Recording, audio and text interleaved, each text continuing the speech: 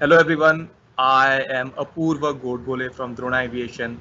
I'm one of the co-founders of India's only nano drone company. We are also India's only education drone company, and it is awesome to see such a superb response for this webinar.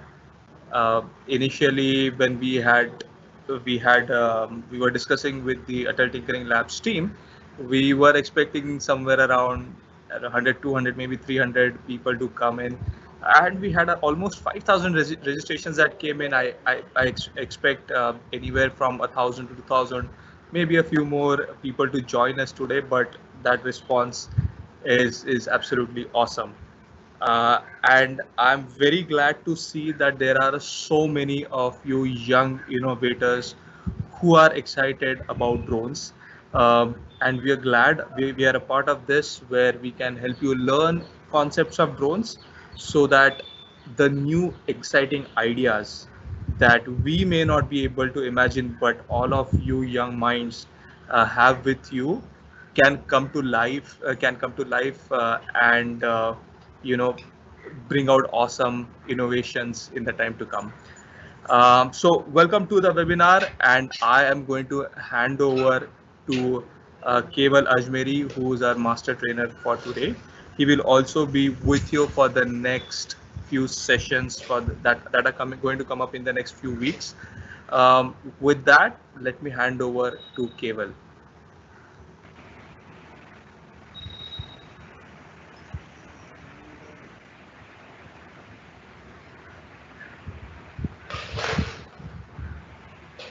Hi everyone, welcome to the webinar for drone training. I hope you guys can see the screen. This okay. Okay, let us quickly start with a few basic things that I would like to tell you guys before we start with the main webinar. Few things. One thing is you might have noticed that you guys cannot talk on the on this platform. You guys are the attendees, and you guys will be able to see the entire webinar and hear us talking, but you will not be able to use your mics. So what you have to do is you have to ask the questions, you have to type the questions. That is what this platform gives you. So once you type the questions, these questions are going to be used by our moderators, and they will try and answer all of the legit questions which come to us. And we will be publishing all those questions, and you will be able to see the published questions. So in case you have any doubts in whatever things that we are going to talk about, you are free to ask the questions. One thing I would suggest is please read the published questions. It might happen that whatever doubts you are having is already published. So it would save your time also, and the time of our moderators also, as we are currently getting like 10 questions in 10 seconds. So uh, please make sure that you already go through the published questions. And also at the end of the session, we will be having a Q&A round. So I will be, me and the moderators, we will be answering all your questions live over there also. So if you want, you can ask the questions meanwhile, or you can ask at the end. Another doubt that a lot of guys had was if they don't have any basic training, can they come for this webinar? So yes, you all can. This webinar does not require any prior knowledge regarding drones. We will be starting from zero, and we will be building upon that through next sessions. These are going to be weekly sessions, and we will be informing you about the links that you will be requiring, and we will be meeting like this through next 6 weeks, including today. So this is a sixth session webinar. So without taking any time, I think we can start with the session for today. So today, as you can see on the screen, it is an introduction session, introduction to drones. So let us start and see what all things we know and what all things we are going to learn about drones today. So these are the agenda for today. Firstly, we are going to understand the drones. We are going to classify different types of drones. We are going to learn about the applications of drones, and then we will start with a little bit of technical stuff, which is forces of light, learning about forces of light, then principal axis of rotation and aerial systems, and we will also learn about today's activity. Don't worry if you don't understand these things right away. This is just the table of contents that we say. Now we will start and we'll quickly understand what all things we will be covering. The first thing, understanding drones. So the first thing that everybody wants to know is what is a drone?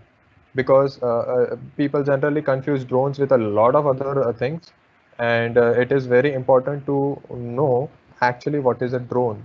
So I don't know if you guys are aware about the technical definition or not, but the technical definition is not just this what you see in Three Idiots, because whenever you ask what is a drone, the first thing that people say is the drone that they see in Three Idiots.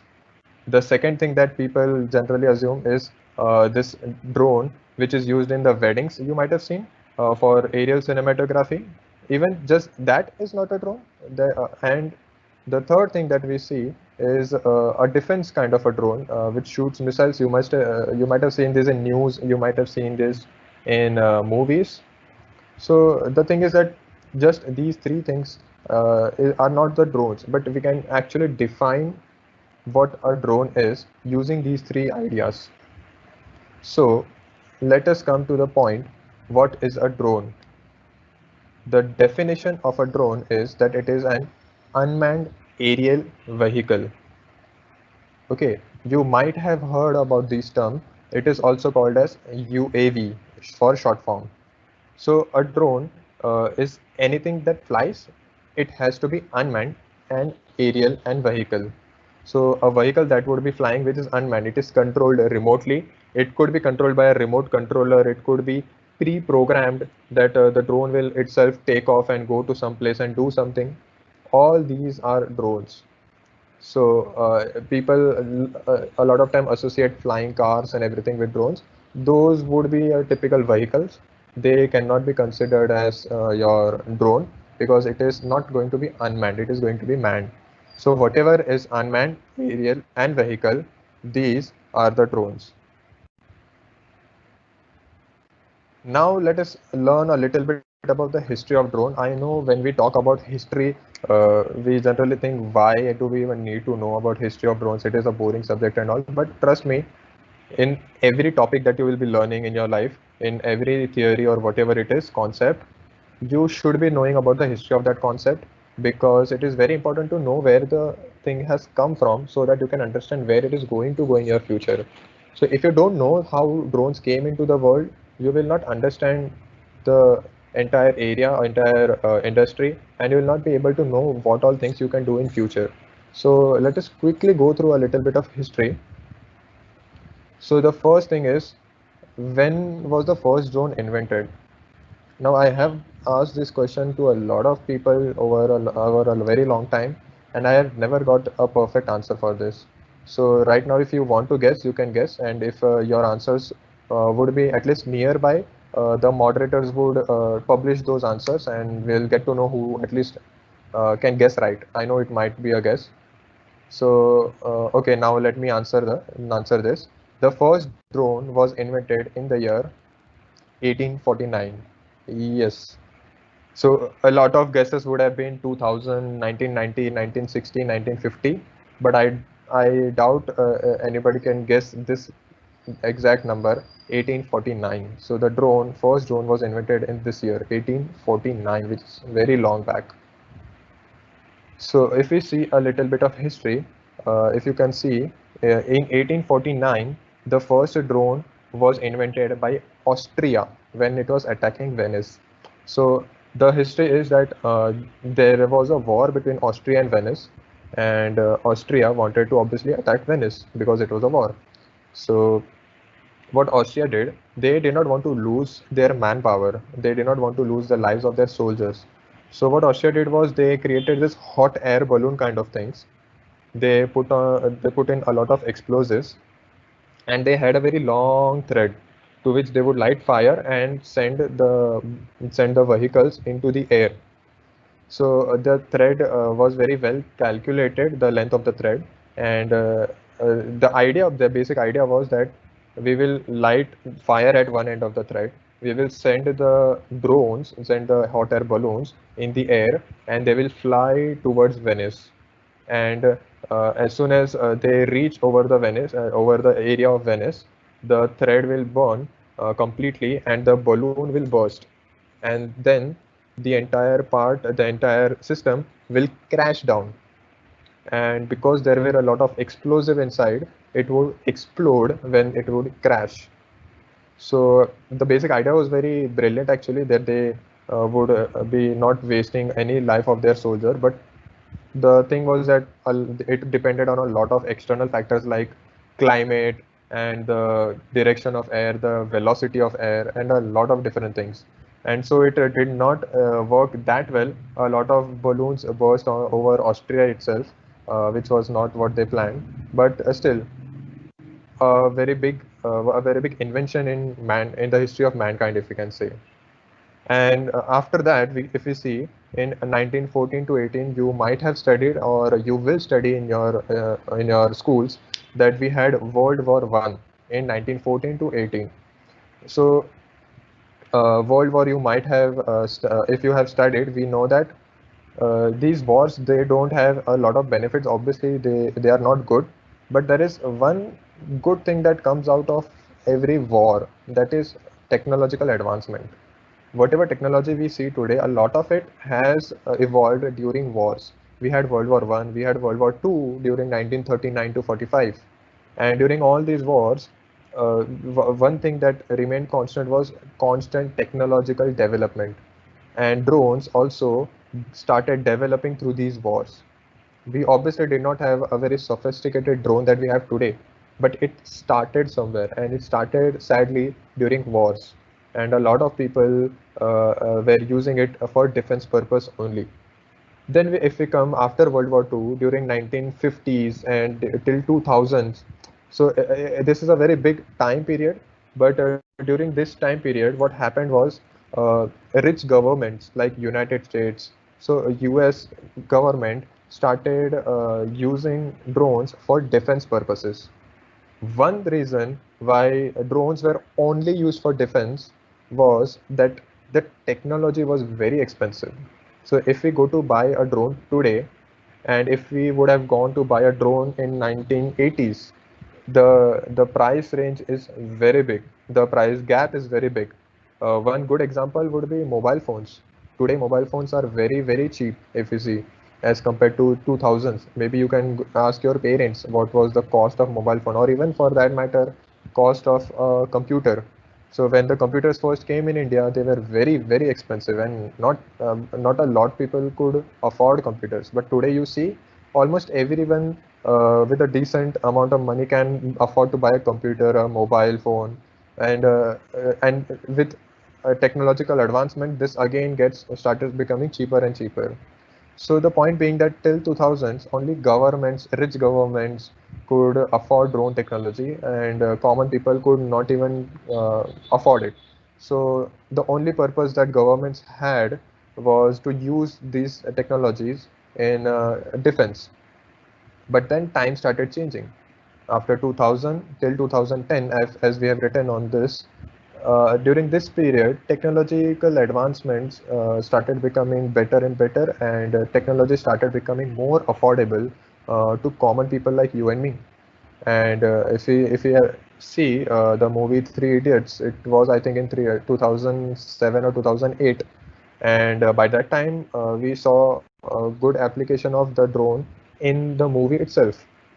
So by this time, a lot of technological advancement happened, and common people started buying drones and drone components. We started manufacturing drones on a very small level, but it started increasing. Today we see there are drones everywhere coming to 2020.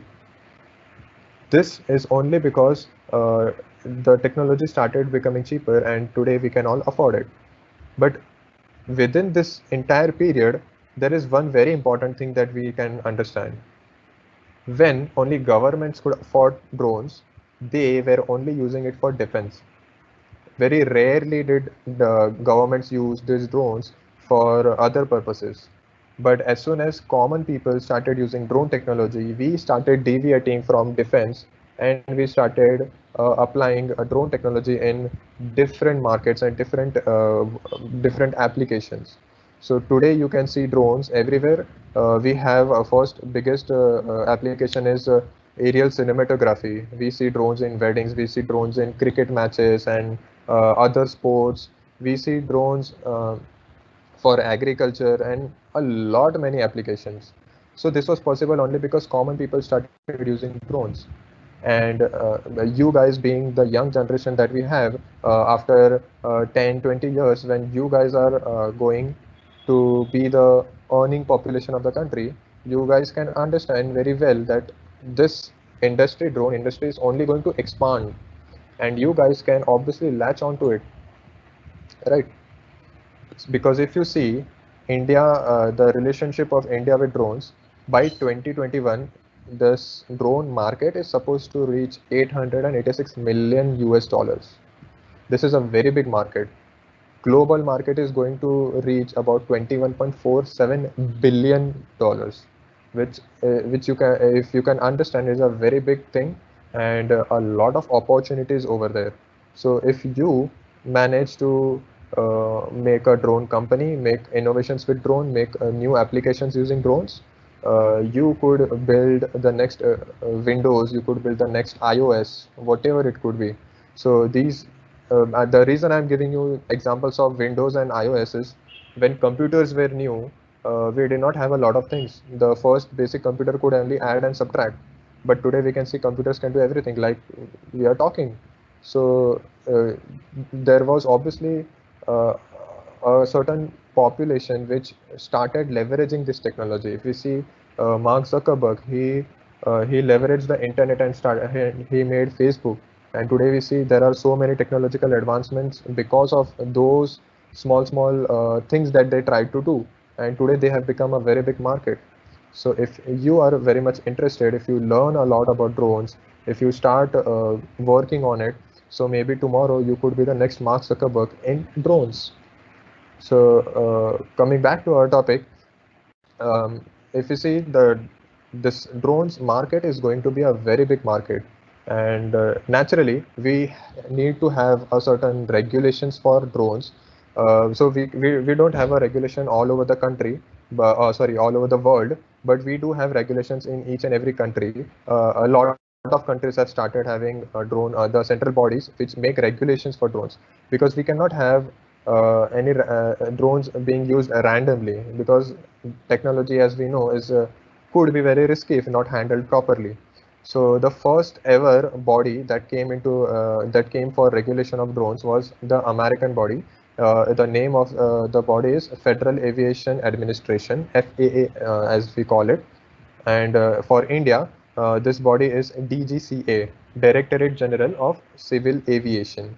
So in India, if you want to know anything about drones, if you want to know about any regulation, what you can do is you can contact DGCA, you can visit their website, and you will get all the rules, regulations, everything about drones for Indian market. Some of the rules I would like to share. These are certain do's and don'ts. First, let us see a little bit of do's. So whenever you are using a drone, make sure that your drone is NPNT compliant. NPNT, which is no takeoff, no permission, no takeoff. NPNT. So this basically means that there is going to be a system in your drone which will constantly check if there is any other drone in your area. If someone else is flying very close to you, your drone will not get the permission only to take off.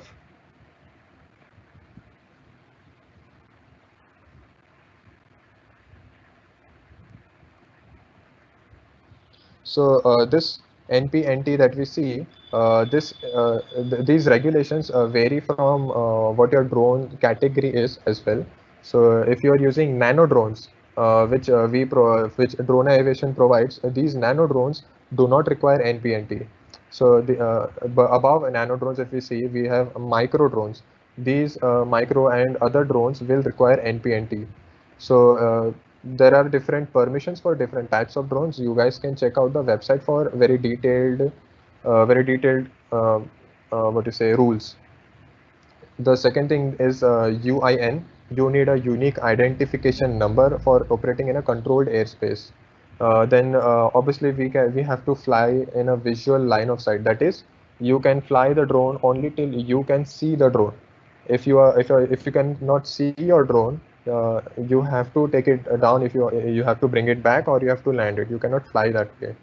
So you also need to be aware of airspace restrictions, like you cannot fly near airports or other restricted airspace, like some defense area or something like parliament. So all those high alert areas, you cannot fly drones near those areas. And that brings us to certain don'ts. That is, you cannot fly in no-fly zones that they have declared. So you need to check whenever you're trying to fly a drone other than nano drone. And even so, you have to check if the area you are flying is a no-fly zone. You have to make sure that you are not flying randomly over people without their permission. So if we go to a wedding, the person who is flying the drone for shooting has taken the permission of the organizer and of the person who is owning that area. If we see a cricket match, they obviously have permissions, but you cannot randomly take a drone in a cricket match and fly over and say that you are just trying to record everything. That is not allowed. So this is to prevent injuries, prevent misuse of privacy, and a lot of such things. So you can, and also you cannot fly beyond a certain altitude that your drone is permitted to, for which again you can check out their website and you will know more about it. Now we come to the next part, which is classification of drones. If we see, the first thing is fixed wing structure. You all can very easily relate to this. Looks just like an aeroplane, but it is not going to be manned. No person will be sitting inside it and controlling. It will be controlled remotely. Certain advantages are like, it is very simple structure. It is aerially stable, aerodynamically stable. That means even if, for a very simple example would be a paper airplane. If you throw a paper airplane, uh, it it is a very good chance that if you have built a good paper airplane, it will fly. So this means that it is going to be aerodynamically stable. It will not directly fall down. But if I simply take this calculator and if I throw it in the air, it is not going to fly. It will simply fall down. So one more thing is that it is very energy efficient. So for the amount of fuel, the amount of electricity or the battery that you will be using, it is going to have a very good flight time, and that is why it is preferred for such applications. But the disadvantages are that it needs a launcher or a runway to take off. The a fixed wing aircraft cannot just take off like this, like a quadcopter that you see. And one more thing is that it cannot stay stationary while it is flying. It will constantly be in motion. Whereas if you see a drone, if you see a quadcopter, it is going to hover at a place. Which brings us to the next system, lighter than air system. You might have seen this kind of systems on TV, if not in real life. These are very light, easily maneuverable, and it is capable of changing directions during motion or when it is stationary. It uses a very less amount of fuel, and that is why it is preferred for such applications. It is ideal for hovering because at a very low consumption of fuel, it is just going to hover at a place. And that is why you might have seen these are used at sports and border surveillance, where it is just going to fly and maybe advertise the sponsors or anything. But again, the disadvantage is it is very difficult to control it, operate it in difficult weathers, and it also makes difficult to operate in windy conditions. Then we come to the main topic for us, which is rotary wing aircraft. We are going to be using a rotary wing aircraft, the quadcopter that you see, and we will be having all the lessons that we learn based on quadcopter. So in future, whenever I talk drone, don't think that it is I have to specify which type of drone. Whenever I say drone, you have to assume it is a quadcopter or a multi-rotor drone that you can see. Uh, so by the way, if you guys don't know, there can be different types of multi-rotors. The first one that you see on the left is a quadcopter having 4 rotors. The second one you see is hexacopter having 6 rotors. And the third one that you see is octacopter having 8 rotors. And mind you, there can be more than these. There can be deca, dodeca, which is 12. So you can keep on building a number of drones like this, multi-rotors, based on the application that you have. But also keep in mind, you will be increasing the weight a lot by a lot of margin, and you will also require a very good battery if you are increasing the weight. So we will be understanding all of those things, don't worry, in our future sessions also. If we come to the advantages, it is very easy to understand. We have vertical takeoff and landing, so you don't need a runway. You can directly take off, and even in a very low vicinity, you can use the drone. So if you want to fly drone at your home, you can use a nano drone and you can fly drones. And if you have a decent bit of park or a garden, something like that, you can fly there if you have permissions. So this becomes a very good thing. Also, you can perform different maneuvering tasks. So you can use a drone and you can use it to flip the drone. Precision flying is something that is possible using rotary wing aircraft.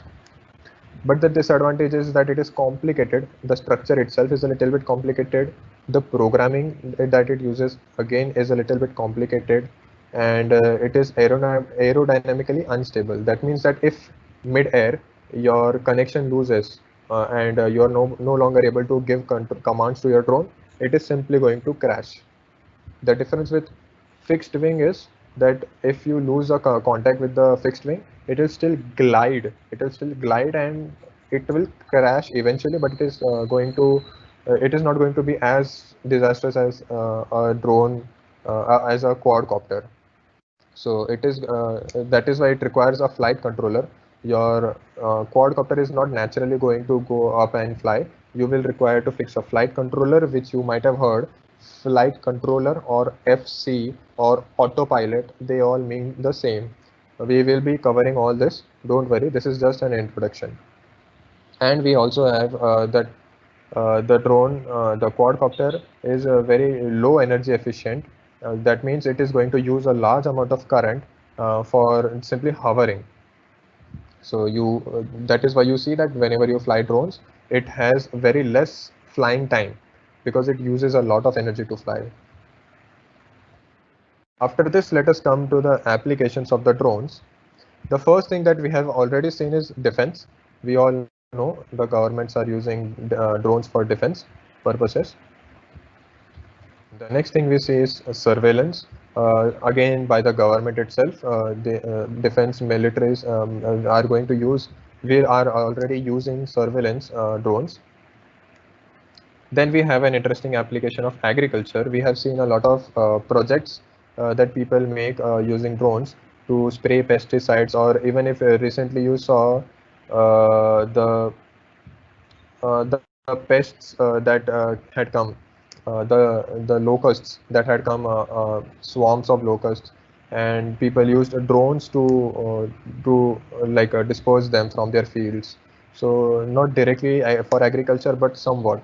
So these are interesting applications that have come out of drones. Next is emergency and disaster management.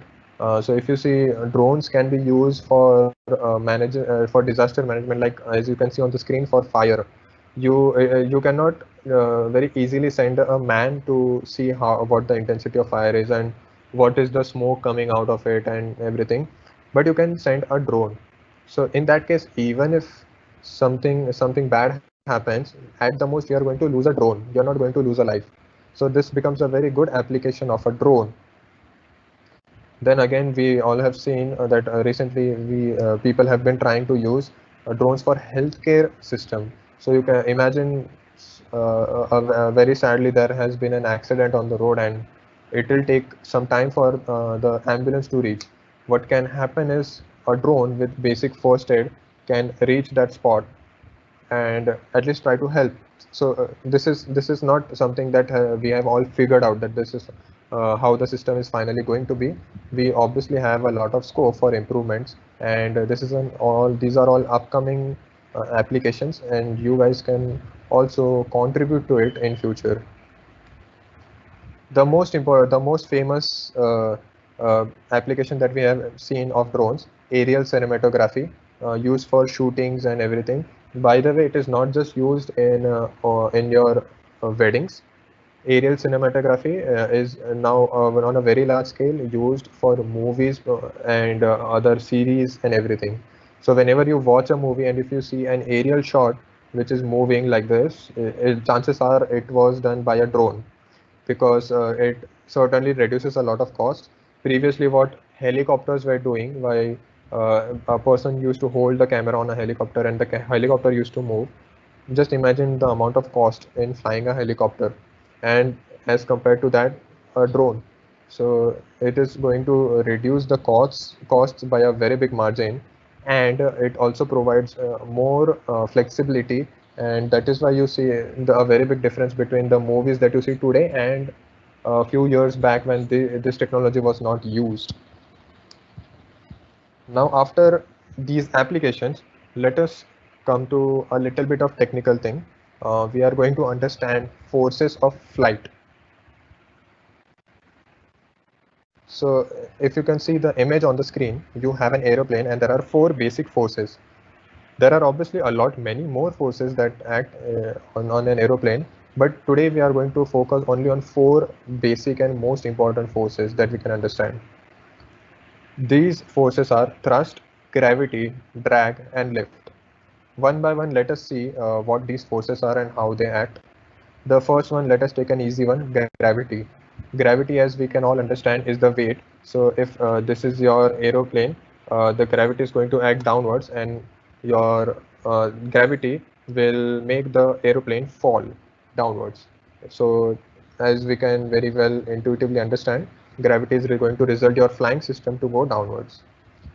In order to fly a drone or any flying system for that matter, you need lift. This force that you can see which opposes gravity is lift. So whenever a flying system is going up in the air, it is because of the lift force. Based on that, you can obviously understand thrust. So if you see an aeroplane or a drone going forward, this is because of the thrust. So thrust is the force which is responsible for for taking your flying system in a particular direction. And just when the flying system is going forward or going in any direction, the air is going to resist it and resist this motion, and hence we have another force called drag. So drag is nothing but the resistance that is provided to thrust. So if you have learned about electricity and resistance in that, this is something similar. So we have four basic forces: lift, which is responsible to take a flying system up in the air; gravity, which takes it down; thrust, which is responsible for taking a flying system in a particular direction; and drag, which is going to oppose it. So with a perfect balance of all these forces, you can achieve different motions, and let us see something more about those motions now. So first thing that we are going to understand is the principal axis. If you see uh, if you see this image on your screen, first thing we'll see is the blue axis that you see, the longitudinal axis, or in bracket as we call it, roll. So this is the first axis that we will learn. This axis goes front to back. So for an aeroplane, from front to back, this axis is called as a roll axis or a longitudinal axis. Commonly we call it as a roll axis. Then we come to the red one. Red is called as a lateral axis or transverse axis or pitch axis. So this red axis that you see, pitch axis, this runs from left to right of a flying system. So if this is our flying system, if this is the forward direction, then left to right, this is going to be the pitch axis. And then comes the last axis, which is yaw, the green axis that you see, this is from top to bottom. So this axis is called as perpendicular axis or yaw axis as we call it. So this runs from top to bottom. So to sum it up, there are three basic axes that run in any aerial system. The first one runs from back to front, which is called as a roll axis. The second one runs from left to right, which is called as pitch axis. And the third one runs from top to bottom, which is called as yaw axis. Now, why is this important? These axes are going to teach us how different motions occur in a drone. So there are basically three motions that occur on a drone, as we can see their names right now also on the screen: roll, pitch, and yaw. Let us understand these. First is roll. As we first saw the roll axis, if you remember, it runs from back to front. So if you can see this, the front is towards the camera and the back is towards me. The roll motion is this left right motion. So if you can imagine, if this is the axis, this is the roll motion, the left right motion.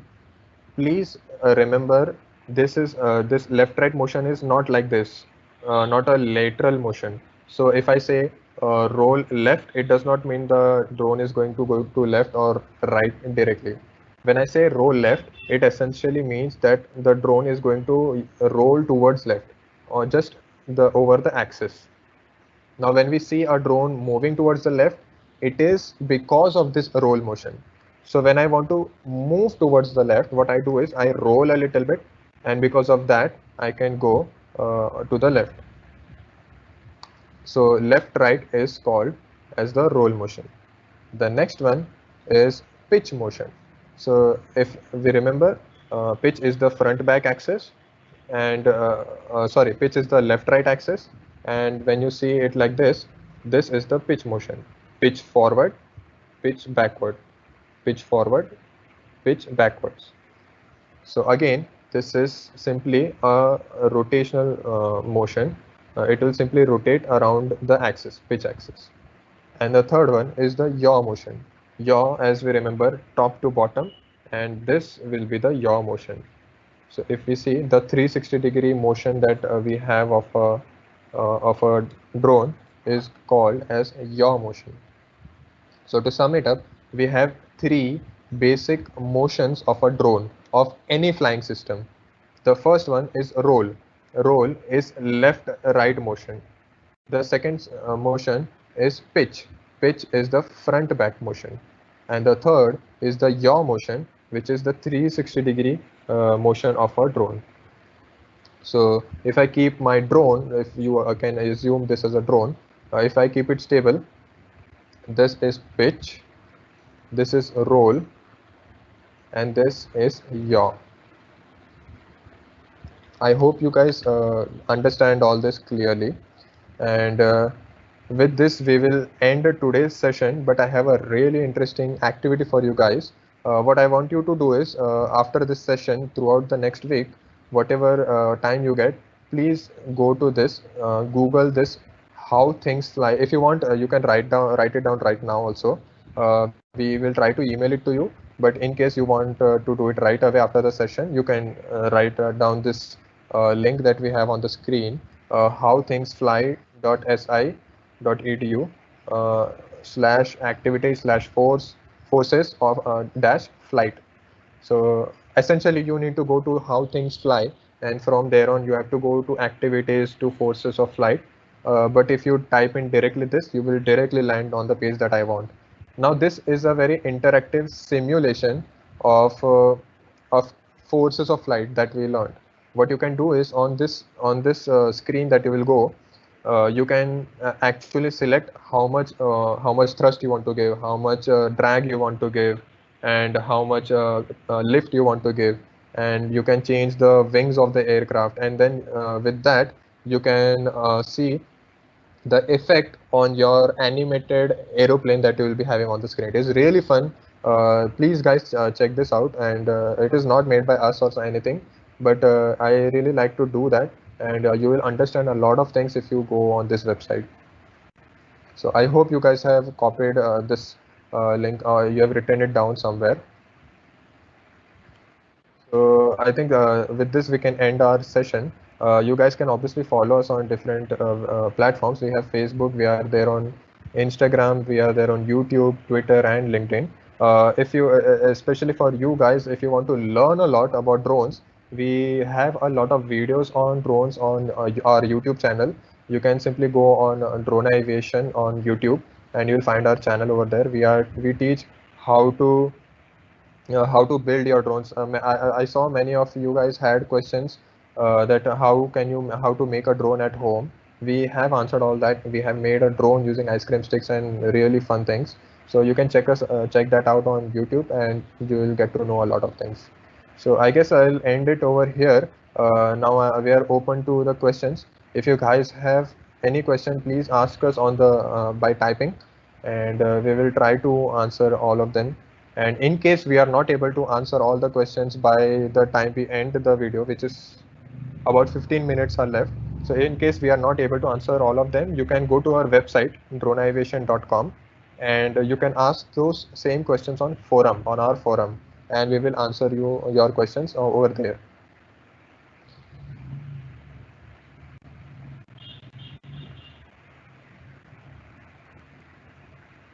So why don't I do this? Let me share some of the questions that are coming up from the audience. We've answered some of those in the published section, so please also check them out. That will be so a lot of repeated questions have been published in the published section, and you should be able to see the answers there. From some of the questions that you're asking, let me also ask Keval sir here. Keval sir, can drones be used in factories and construction sites? Do you see any application for something like that? Yes, I think it most certainly can be used. Something that comes top of our mind is simply supervision, the amount of work that has been finished. If say I am a contractor and I go to a very big site, I don't necessarily need to go over on each floor and check. I can send my drone and it can do the work for me. And periodically I can go and check myself. So I think a lot of things can be done. If these kids have ideas, they can make these applications on their own. Awesome. Um, Another question that we have is, what is the YouTube channel, and why don't I do this? Let me quickly sort of give the answer for the YouTube channel. I've answered that in the section for Drone Aviation's YouTube channel. I've shared the link. You can check it out. And we have that. We also have we have a host of interesting questions, and it's really a challenge to go through through all of them. So I'm trying to kind of take one by one. So one common question has been, will we be learning making drones in the training over the next 6 sessions? What else will we be learning over the next 6 sessions? So can you kind of briefly answer that? Yes. Today we simply went through the basics and we learned a little bit technical things about the forces. In the coming session, we will learn what are the different components of a drone. If you want to make a drone on your own, if you want to make it on with some very raw things, or if you want to buy specific components from the market, we will be covering all those things, and we will learn about different sensors, what all work they do on the drone, and we will also be learning about about the physics that goes behind the working of drone, how a propeller works, how a motor works, and how a drone actually flies. For now, we just know that there is a force, but how does that force come? So we are going to answer all of those questions, and we will also be touching a very important point, which is drone programming. So whenever you see quadcopters are not stable, as we saw. They are aerodynamically unstable. So in order to fly them, we need a flight controller. But what is inside a flight controller? There is a little bit of programming, right? Not a little bit, actually a lot of. But we will try to introduce you to the programming, and we will figure out how to do programming and how you can learn and what all things are there. So stay tuned to this webinar, and we'll regularly keep on learning. Awesome. Now, there's one very interesting question. I'm not sure if it is ideal for this session, or some of the next sessions that we have. But let me still ask you that question. Uh, is there a reason why sometimes you use four rotors, sometimes you use six, sometimes you use eight? Like, how do you go about deciding which one do you go for? So it actually depends on your application.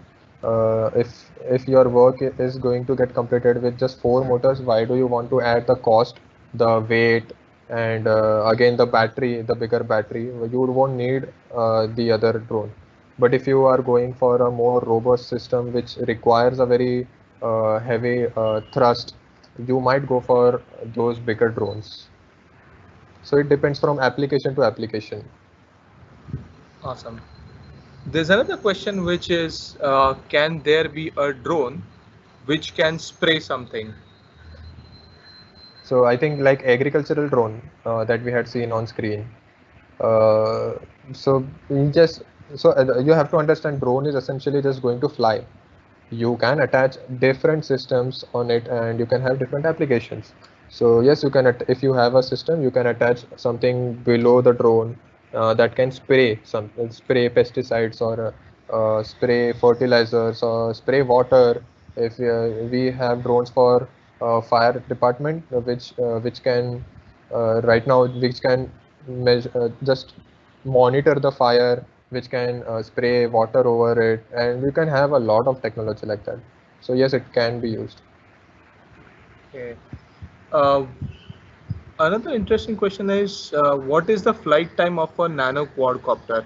Like, is there a very standard flight endurance, or do you have a range, like some very small range all the way to a very high endurance range? So I think flying time also depends on the the weight of the drone and the battery. But as we have our drone Pluto, the flight time goes by around 8 to 9 minutes. And as we have a better and better system, the flight time increases to 12-13 minutes as far as I remember. Okay. You can add it on more on it if you want.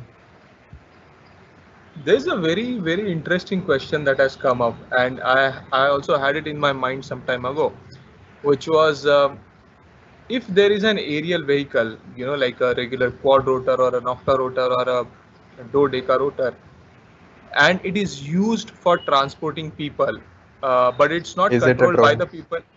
Is it a drone? People are just sitting Even in there, they're not flying it. Even I have had that question in my mind for a lot of time. I think technically it would still be a drone. Uh, so when we say unmanned aerial vehicle, we don't necessarily mean that a man cannot sit. We just mean that a man cannot sit and control, right? So in if you are saying like a taxi where where people are just going to sit and there is nobody who is going to control the drone from the drone, like not by sitting on the drone. So I think that should be called as a drone because it is still unmanned. It is not going to be controlled by a man sitting on that.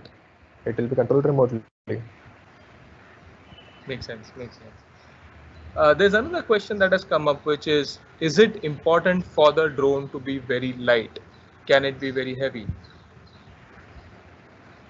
So the reason that we need a light drone is so that it can go up in the air. The more weight, the more the amount of current that you will require to take it up in the air. So it is best if your drone is a very light.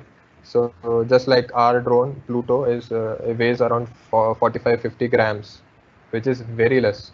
And with that we are able to achieve a 9-minute flight time. So imagine if it weighs 50 kilos, the amount of electricity that you would require, the kind of battery that you will require for a good flight time.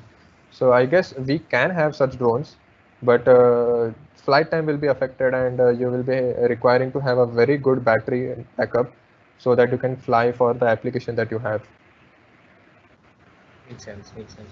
Now we have a question from an aspiring entrepreneur in the list. His question is it possible to make profit by manufacturing the drone parts in India? It is. Yeah, please start doing that as we already have the ban on Chinese products. It will be really helpful if people could start making more and more drone components within the country. So there are a lot of companies already which are making drones. So even for us, we are making drones, and we require a lot of components which we bring in from other places. So definitely you could start making frames, you could start making batteries, which is a very important component. You could start making motors and other flight controllers and everything. So yes, you can make a very good profit if you have a very good business. Awesome. We also have a question from Mrigank here who's asking, can we make drones from ice cream sticks at home? It's a very Yes, you can. yes. Yes, you can. This is a very good question because we already have a video on it. If you go to YouTube and if you go to our channel, there is a video how to make a drone at home, and we have actually made a drone using ice cream sticks. So it does fly. We are not just making a random video. It does fly very well, and you surely can check it out and make such a drone on your own also. Yes. One more question that's come from Ayush here is, can we does the number of rotors in the drone, do they have to be even, or can you make them with odd number of rotors like 3 or 5 rotors? This is a very interesting question. So, I think we will be covering a little bit of that in our future videos. For even number of motors actually are preferred because they provide better control. Why do they provide better control is a very big topic which we will be covering. Don't worry, this is a specific topic that we will be covering. So you will know how 4 and 6 and 8 motors help in controlling the drone as compared to 5 or 7 or 9. So don't worry if you just keep watching the webinar. In future, we are going to cover it. Awesome. I think we'll take one last question. It's come from an anonymous user, which is, what is the maximum distance range of a drone? Can you help us, give us an idea? It it could be hundreds, thousands of kilometers. If you see, depends on how you control it and the the application. Like if you see military drones, those used for weapons and surveillance. So if you want to do a surveillance over Afghanistan, we don't necessarily go into that area and then start flying the drone. It is sent from a very far away base and it covers the entire area. So I guess it should be hundreds and thousands of kilometers if I'm not wrong. The maximum if you're asking. But if you see for common purposes that we have, it is about a few kilometers at max, not a lot for common purposes. Awesome, awesome. Thank you, Keval sir. Thanks for thanks for that awesome session. I've heard through this, but every time I listen to it, it's, I get some newer perspectives, I get some newer things to learn. So this was awesome, and all the students, all the attendees, all our innovators, thank you for joining us, and we are going to see you next week. We expect there to be 6 such sessions for where we will kind of work with the concepts of the drones, as well as how to build drones and so on and so forth.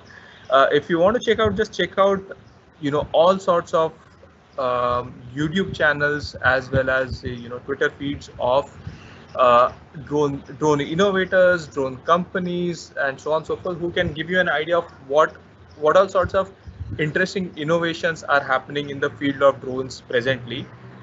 You can check out our own channel, Drona Aviation, where you'll find some interesting stuff. You can check out some of the other developer drone companies like Crazy Fly, BioRobot, and a few others.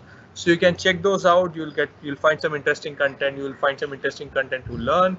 You'll find some interesting content to build some stuff. I'm also very sure that there are a lot of you who had some questions which we were unable to answer. It's just that it's exciting to see so many people, but we didn't have enough manpower to answer all your questions. So why don't we do this? Why don't you just go to droneaviation.com, droneaviation.com/forum, put down all of your questions there, and we will make sure that all of your questions are answered on the forum. And with that, I think we'll sign out for today. I had a great time learning. I hope you guys had a lot of fun too. And with this, we would like to close down the session. And I look forward to having you once again in the coming week. Thank you.